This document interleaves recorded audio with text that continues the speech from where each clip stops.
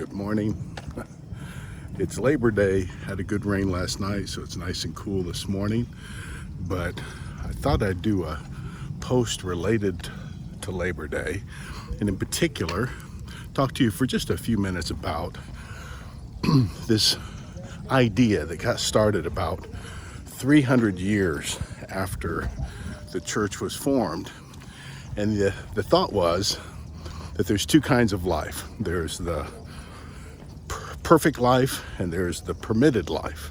The perfect life was to serve God full-time, vocationally in the church. So you'd be a priest, you'd be a nun, or in some capacity you'd serve in the church. That was the perfect life. And then they considered everything else the permitted life. In other words, you're settling for something less than perfect.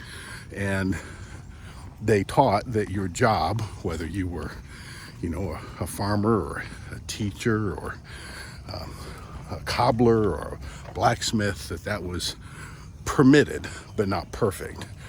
And nothing could be further from the truth. What the scriptures teach is that all of life is spiritual, or else none of it is. Your life, your job that you do from 9 to 5 or whatever the hours you put in, is something that is blessed by God. Your sweat is sacred. It's every bit as spiritual as the person like myself who serves God by being a pastor and a preacher. So related to that, there's this idea that people have said throughout the many years I've been a Christian that to me makes utterly no sense. What they'll say is, when it comes to my priorities, I put God first, my family second, my job third, myself last. And it sounds so spiritual to say that until you start thinking about how you apply it. Because how would you apply that? If God is number one and my family second, my job is third, why do I spend more time at my job than I do with my family or with God? You see, the truth is that we're supposed to, if we have a list, God is not first on that list. God shouldn't even be on that list, because I'm supposed to see God whether I'm with my family or at the job or doing things on my own. God comes first in every area of life. He's not just another box I check off, got my God stuff done for this week. That makes no sense whatsoever.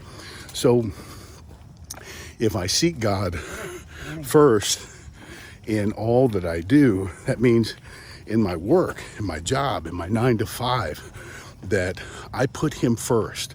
I am working as an act of worship, that my job I do with the utmost of my ability. My job I do with excellence. My job I do as if Jesus Christ were my boss. And then that turns my job into worship. So I seek God first in every area of my life. So today, as many of you have the day off, to remember that labor, our work, matters to God. When you go back on Tuesday to your regular job, do it like you're doing it for God. And that turns work into an act of worship. God bless you. I'll see you again real soon.